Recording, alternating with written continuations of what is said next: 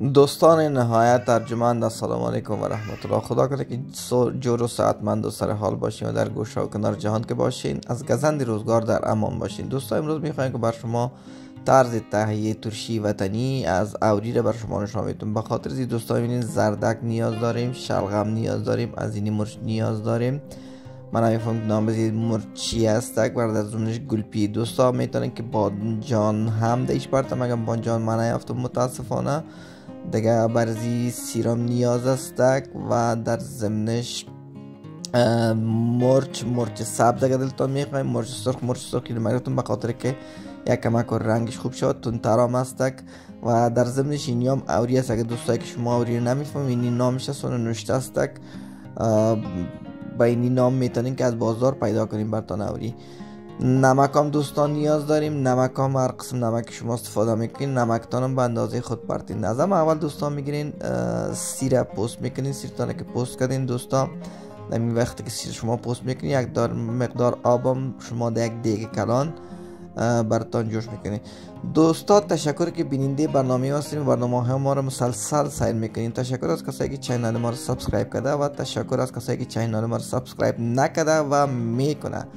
همین حالا که ویدیوی ما رو ببینید دوستا، چینل ما رو سابسکرایب کنیم و منتظر برنامه های بعدی ما باشین. دوستا سیرتانم که پوست کردیم، مرچتانم یک دینی ما بین از این میکسر مندازین. در میکسر مندازین، هر رقم میکسر شما که دارین در میکسر مندازین و یعنی در یک گوشه هم میمانین و بعدا میگیرین به می ترتیب دوستا میگیرین زردکتان پای همدیگر توتا میکنین. دوستا ترشی اوری بسیار مزه‌دار است و یقینا شما این کانسپت مرا خوش میکنین. ما نیاز کدام کسی کانسپت یاد گرفتیم، خود میره تهیه کردیم و با بار اول که ما تهیه کردیم تقریبا 3-4 سال پیش در کشور نروژ ما زندگی میکنیم. ما تهیه کردیم، بسیار خوشمزه بود و هر سال ما ترشی خودم تهیه میکنم. شما میتونید که ترشی سرکه هم جور کنین و از اوری که هستک دوستا بی ضرر هستک، ای ضرر اصلا نداره. هر چقدر که بخورین با مثل سرکه خوبتر و شورتر و مزه‌دارتر میاد. دوستا زردکاره که میده کردین، بین قسم زردکاره که میده کردین، آبتان قبلا گفتم که یک دیگ میتین جوش میتین. وقتی که آبتان جوش دادین در مابین آبتان مقدار کم نمک نیاز دارین. شما خودتان یک قاشق 2 قاشق نمک هم دیش علاوه کنین می آب که شما زردک جوش میتین. دوستای یابتانه که جوش خورد زردک پشتش مندازین و پای همدیگر دیگه موادایتان توتا میکنین. خب دوستای وقتی که آبتان شور خورد ایره چی میکنین؟ خوب جوش میتین و زردک مندازین. زردک دوستا انداختین، بعدا همه موادایتان در نمی آب شما آهسته پای همدیگر جوش میتین. دوستا زیاد نرم نکنین. اگر زیاد تقریبا 50% میتونین که همه موادایتان، همه ترکاری بابتان که از قبیل زردک است، زردک است، شلغم است، گلپی است و مرچ که شما برشان نشان دادن. شما میتونین مرچ بدون جوش هم پرتین، اگر جوش نمیتین جوش هم میتین خوبتر میایه. بازم تشکر دوستا که بیننده برنامه ما هستین و چینل ما رو سابسکرایب کردین. تشکر از کسایی که برنامه رو میبینن و چینل رو سابسکرایب میکنن. دوستا یادتان نره که زنگوله رو هم فشار بدهید.